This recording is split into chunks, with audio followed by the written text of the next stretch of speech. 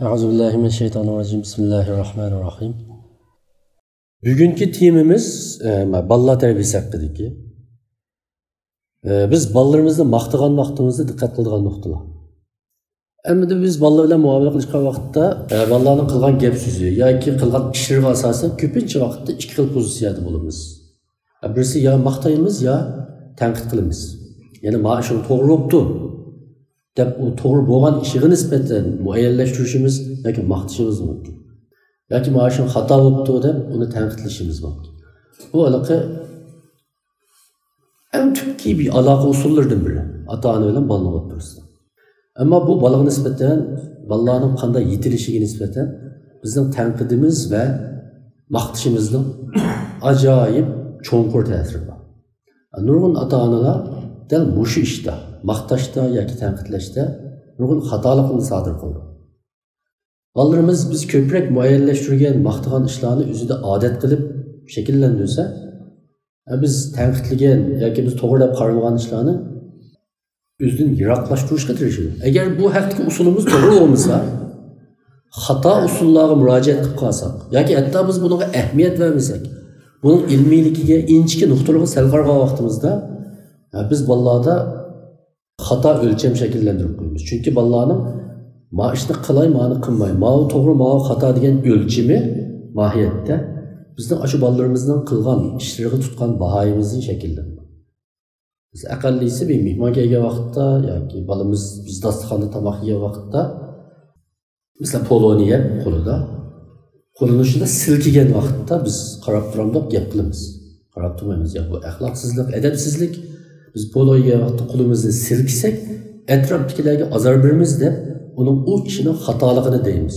Deb shuni bilan 3-4 yosh vaqtidan boshlab polo yeganda qo'lini silkishning adabsizlik ekanligini o'zlashtirishga boshladi. Ya'ni bu bir misol endi. Shunga bir qancha muhim nuqta bor. Shu bolalarimizni biz maqtagan vaqtimizda diqqat qiladigan. Bunun birinchisi maqtash so'zlarimiz, pozitsiyamiz va ifodamiz shu naq maydonda nihoyat samimiy ichimizdan chiqqan bo'lishi lozim. Ya'ni yasalma bo'lmasligi lozim. Chunki bolalarning radari ajoyib suzuk. Bizning chiroy ifodalarimiz, ko'zlarimizdan bizning ig'izimizning uchi deyotganimizni yoki qalbimizdan chiqib deyotganligimizni biladi. Agar biz bu maqtashimizni samimiy bo'lmasa, bolalarga nisbatan u aks ta'sir paydo qiladi. Dadam menga amaliyotda qilg'usi yo'q bir gapni qildi. Bunda ig'izning uchida deb qo'ydi. Aslida demoqchi emas deb bilalaydi. Shunga pek samimiy bo'lishi lozim va bu samimiylik bolalarga bildirilishi lozim. Masalan, hozir ta'kidlanayotgan inchki usullar bor. Ko'zining ichiga qarab turib gap qilish. Bo'lsa shu so'zni qilgan vaqtimizda biz egiz turib, bolalar past turib emas, biz tuvan turib degimiz bolalarning tuvan turib emas. Ko'zimiz bir siziq ustida bola bilan. Unda bola bizga manda qarab turib emas. Mushunda ko'zni mushunda bir siziq ustiga ekib turib paranglashishimiz lozim deyiladi. Amaliyotda bu g'oyatli muhim bir ish. O'tgandagi Ehson Xo'jamning bir gapini anglab qoldim. Angliyaga borgan vaqtda dedim u yoki Angliyadagi bir ma'rifshunosdan bilsam, islom ma'rifini tadqiq qilganda bu dars ilishning islom madrasalarida mudarrisning o'sha o'ltirganligi, o'quvchilarning atrofida o'ltirganligi, ularning o'sha qarashib turib dars anglayotganligini ko'rgandan keyin aytib hayron qolganligini. Asli ma'rif shunda.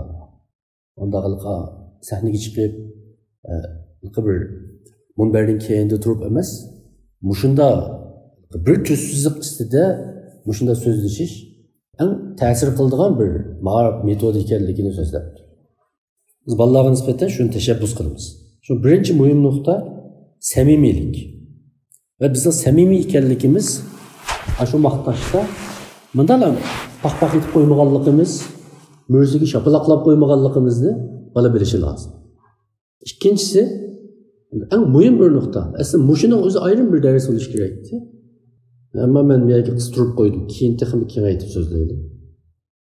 Bolalarni maqtagan vaqtda bolalarning talantini, iqtidorini emas, balalarning tirishchanligini maqtash. Biz ko'pincha vaqtda bundan maqtaymiz. Masalan, balalar maktabda yaxshi natija olib kelsa, "Voy balam, sen bek aqlli" deymiz. Yoki "Sen bek aqlliq, sen bek kuchlik" deganga o'xshash balalarda Alloh yaratgan tabiiy iqtidorni maqtaymiz. Ammo tashabbus qilinadigan nima desa, balalarning tirishchanligini maqtash. Masalan, imtihonda yuqori olib kelgan vaqtda sen nayt yaxshi tirishqanding bu imtihon uchun. O'sha tirishqanliging uchun bu natijaga erishding deb balalarning tirishchanligini maqtash. Chunki biz maqtash orqali qanday narsaga yetmoqchi? Biz maqtash orqali balalarda ko'rilgan yaxshi ishning izchillikqa aylanishiga, balalarning izchil bir odatiga aylantirish uchun maqtaymiz. Masalan, agar biz uning talantini maqtasak deydi, masalan, u aqlliq degan gap nima? Uning talantini maqtash, aqlliq ekanligini maqtash, uni texim aqlliq qilib aytmaydi. Masalan, bolam bunga men texim aqlliq bo'lay deb o'ylayolmaydi. Ammo tirishchanlik degan nima? Tirishchanlik bir harakat. Tirishchanlik bir harakat. Masalan, tunigun 10 qatim o'qigandim, erta 15 qatim o'qiy deganga o'xshash bir harakat. Yarım saat gün iş qilgandim, endi men 2 soat gün ish qilay deyish bir harakat. Natijaning tabiiy tug'ma talantdan emas, shunda bash ko'tarmay qilingan tirishchanlikdan kelganligini balalarga singdirish, bildirish, andan keyin balalarning texmi muvaffaqiyatga erishishga yordam beradigan bir usul. Bu vaqtda ishlanganlik, tajribalar bor. Shunda bir yasli balalarga qilingan bir tajriba. İki grupta balını ayırgandan keyin o balalarga o'xshash, qiyinlikqa o'xshash vazifa berdi. Vazifani tamomlab bo'lgan vaqtda bir grupta balalarni "Bek sen bek aqlliqkan" deb ularni shu tabiiy iqtidorini maqtaydi. Ikkinchi grupta balalarga "Sen bunda tirishqanliging uchun bunda konkret jarayonni maqtaydi. Sen singdirgan ma emgak yoki tirishchanliging orqali ma ishni qila olading" deb maqtaydi. O tecrübenin ikinci kısmı da ularga qiyinroq bir vazifa topshirdi. Qiyinroq bir vazifa topshirib, ularni qildirib boqdi. Ularni qildirgandan keyin uning ichida tabiiy talanti maqtalgan bolalar qiyin ishni sal qilib boqqandan keyin voz kechidi ko'paydi. Ammo tirishchanlikqa maqtalgan bolalar qiyinroq vazifaning oldida darhol voz kechmasdan biraz hapilishib, biraz tirishib onu urullaşqa tirishdi. Balki Amerikalik dağlıq bir ayol psixologi var, Carol Dweck. Aşının tecrübesi. O orqali nima tushundirdi? Siz balaning talantini maqtasınız, sen qiyin, yani aqlim yetmedi deb xulosa chiqardi. Chunki siz uni aqlliq dedingiz. O vazifani qilinmagan vaqtda, men yetarli aqlliq emasmanman, ma vazifaga mening aqlim yoki talantim yetdi deb qaraydi. Ammo tirishchanlikqa maqtalgan bolalar "Men aldığım neticeni tirishchanligim orqali qo'lga keltirgandim. Agar yana tirishsam, bunimi qila olayman" degan tushuncha paydo bo'ldi ularning qalbida. Buni ana nuqtasi shu. Chunki ko'p sodir qilamiz buni biz amaliyotda. Sen bek kuchlik deymiz. Sen cheniqib kuchli bo'lding. Mesela tunugin sen 15 yerga kirding. Davomli mashq qilganliging uchun hatta sen tamakni vaqtini yerlikka uchun deganga o'xshash uning sabab natijalarini bog'lab ko'rsatish bo'ladi. Uchinchisi, endi maqtashni mubolag'a qilma, oshirma. Ba'zi vaqtda bek maqtasam texma yaxshi ifoda bildiradi, ya'ni maqtashim bek foyda qildi deb u vaqtda balimi bilib qoladigan darajada oshirib maqtaversak, mesela oson bir savolni ishlatdi deylik. 4 qo'shilgan 4dan 8ni 3-sinfning bolasi ishlasa, sen bek no'ch ishlatding balam deb bek maqtaversak, balami o'qib qoladi. Maqtashning yolg'onligi. Shunga unda tabiiysizlik holatiga kelib qo'yish yaxshi emas. Endi 4-inchisi muhim bir masala.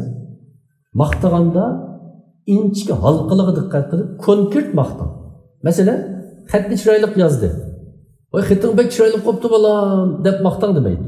Ya'ni qara, sen ma xatingni siziqqa tushirib yozib ekansan, chiroyli qilibdi. Sen ma a'ning quliqini chiqargan vaqtda oldingi qitim sen sat yozib salgan vaqtda mandaroq yozgan, ma qitim mandaroq yozganliging uchun sen şuna chiroyli yoza olamiz. Mesela Qur'on yodlagan vaqtda deydi, sen burun qanchalik vaqtda manda tirishchilik ko'rsin, bunda yodlaydi. Hozir yodlash vaqtingga 5 minut yoki 10 minut qo'shgandan keyin bunda foydasi bo'ldi. Yanga o'xshash, balani natijaga olib borgan jarayonga diqqat qilganligimizni bildiraylik va uni konkret bayon qilib bersak, balaga bu rasmiy o'quldek foyda. Şimdi misal ayetinden başlap sınap baksanız. Ama bundan maqtaş üçün ballarını ince küzütüş lazım, estayet bulaş lazım. Bu digil olmaydı var ya. Köpünç vaxtıda biz bulak mı dadıla mındala mütep tutub qalırız. Ada inçike, özgürlüğe, ballarının özgürlüğe onda dikkat qilib bulamayız. Mesela aldığım ki sınav imtihanında, denemede fende tönlü hata qilgandim. Qarab, mahepte sen fenni yaxshiroq o'rganganligi uchun mahepte fendik xatolikni 2 güç tuttu. Deprelesak, bola hayajonlandan, dadam ajoyib diqqat qildi. Oldin tarafda dikisini bildi ekan, mahepte dikisini bildi ekan. Ammo biz ko'pincha vaqt qanday qilamiz? Ha yaxshi. Xatoji qilib ketdi ya, yoki to'g'ri qilib, ha bo'libdi deb tugaydi deymiz. Bunda inchki olmagan maqtash bolalarga pek jiq ta'sir ko'rsatadi. Ondan keyin 6-si saqlanadigan bir muhim bir xatolikning birisi bolalarni maqtagan vaqtda selishtirib maqtamoq. Biz ba'zi vaqtda yaxshi sinfdagi natija qandaroq, hali paloni bola qanday edi, u tuvan olgan bo'lsa, bulabda oldiga chiqib obdan qilsa deganday, mana selishtirish xarakterlik maqtash bolaga yaxshi ta'sir beradi. Çünkü hayat her vakit raqobat emas. Raqobatni ba'zi vaqtda balla to'g'ri tushunolmaydi, uni dushmanlikka aylantirib qo'yish ehtimolligi bor. Bikaga sinfda o'zini yuqoratgan bir bola bizni to'xtamay ashunga selishtirishimiz sababidan bolamizni kuzgi sakirlab qo'yatgan bir bolaga aylanib qoldi. Çünkü ba'zi vaqtda undan tuvan olsa, sen palondan tuvan epsa deb izohlashdi. Yuqorasi bo'ladi, uni yaxshi epsa deb maqtsa, bu to'g'ri bo'lmaydi. Shu bu selishtirishdan saqlanish lazım. Ahirida 7-chi muhim nuqta, shu maqtashning vaqti va o'rniga alohida diqqat qilish lazım. Mesela ba'zi odam bor yerlarda maqtash kerakmi emas? Ba'zi vaqtda bola maqtashga ehtiyojli vaqtni o'tkazib o'tib maqtab qolasiz. Bu ko'pincha vaqtda qanday vaqt yuz berdi desa, balki o'sha maktabdan ana bir yaxshi natija oldik. Oldin kaptilarga qaraganda yaxshiroq natija kelgan bo'lsa, eshikdan kiribla, "Va dada men ma'lumotni mancha numar oldim" desa, siz vaqtda aldirash yoki telefonda so'zlashyapsiz. Yoki kayfiyatingiz yaxshi emas. Nima sababdan bo'lsa, bo'libdi deb 2 soatdan keyin balam desak biroz vaqtini qochirgan bo'ladi. Chunki bola shu vaqtda to'nidan qiziq chiqqan bir maqtashga ehtiyoji bor. Ama onu siz vaqtida vermeyin, soğutup versanız, o balaga ancha bek tetib ketmaydi. Ama muhimi bola izlayotgan narsa bizning o'ziga qanchalik ko'ngil bo'ladiganligini har vaqt tasdiqlab boqmoqchi bo'ldi. Çünkü bu bek inchiki bek muhim masala. Ondan keyin 8-si bolalardagi har bir kichik o'zgarishni, kichik va yaxshi o'zgarishlarni tilga ilib muayyanlashtirdi. Çokum maqtashning hojati yo'q. Qatımda maqtashning hojati yo'q. Aşı özgürlüşke dikkat qilganligingizda, masalan, doim qalamini uyda unutib qoladigan bo'lsa, masalan, mahapni unutib qolmay, shu qalam qutisiga sep mang'an bo'lsa, bolam yaxshi qildi, qalam qutisiga hozir seryapsa unutib qolmaydigan bo'lsa, deb qo'ysangiz, bola bek xush bo'ladi. Dadam menga dikkat qildi, anam menga dikkat qildi ekan deb. Aşı kichik o'zgarishlarga biz tilga olmasak, bir musulmonlikning eng güzel taraflarining birisi menimcha, etrafimizdagi odamlarda yuz bergan kichik yaxshi o'zgarishlarni tilga olib qo'yish. Tilga olib bizning uni bilganligimizni qarashlarning samiga solib qo'yish. Bu xotinlarga nisbatan mana shunday. Uni o'quldek foyda qildi. Bolalarga nisbatan mana shunday. Ama onu biz dikkat qilmasak, ko'rmasga solsak, asta o maqtaydigan ishlar ko'paymasdan aksicha aziyib qolishi mumkin. Hatta bizga nisbatan shunday. bizga nisbatan bizdagi yaxshi bir o'zgarish birisini diqqatini tortgan bo'lsa va uni u bizga maqtagan shaklda emas, normal bir gap bilan ifodalasimi, u bizga nihoyat ilhom bo'ldi. Cho'ng bo'lgandan keyin ilhom bo'laverdi. Bu etrafimizdagi birimizga bo'lgan mehr muhabbatimizni tig'im oshirdi. Chunki bir inson har doim o'zining aybi tilga ilinadigan bir muhitga emas, o'zining muayyanlashtirilgan bir muhitga kirishni xohlaydi. Ve şu muhitdan huzur aladi. Ama o hiç qanday diqqat qilinmasa, unga hech qanday ishi tilga ilinmasa, vaqtda asta-asta insonning yaxshi ish qilish qo'zg'atgich kuchi ojizlab qoldi. Shu yuqorqi nuqtalar shu bolalarimizni maqtagan vaqtda necha diqqat qiladigan nuqtalar deb o'ylayman. Chunki biz har kuni necha 10 qatim bola bilan muomala qilish davomida biz chuqur ya bir ishini bir narsa bo'lib deymiz, ya bir ishini maqtaymiz, ya bir ishini tanqidlaymiz.